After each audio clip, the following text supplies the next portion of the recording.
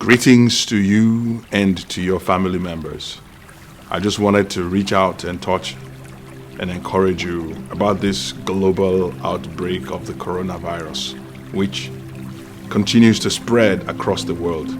The WHO has now declared COVID-19 a global pandemic, and 13 states within the US have already declared a state of emergency.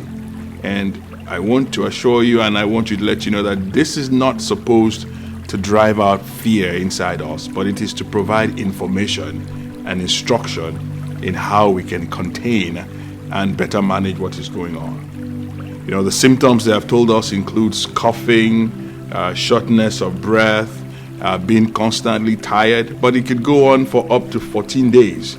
And you can continue to spread it by touching contaminated objects and then bringing it to your face. And they said, don't touch your face. And I said, how easy is that?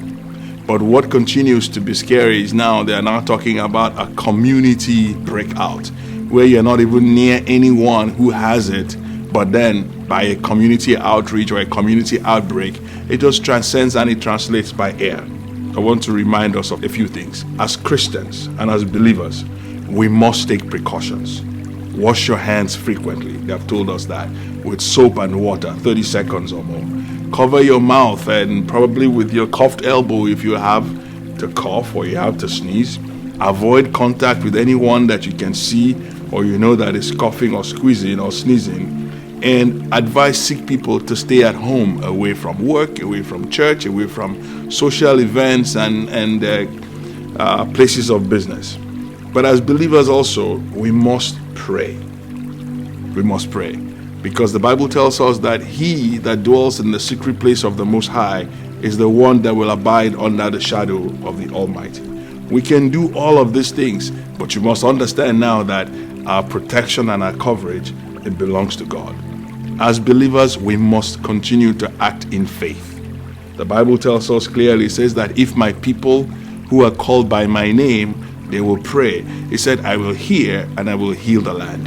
This is one of those times when we, as a community of faith, must pray to heal the land.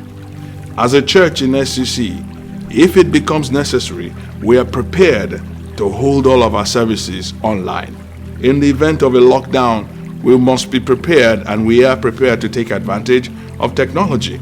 So if that becomes the case, I want you to know that we will continue our gatherings if it becomes necessary.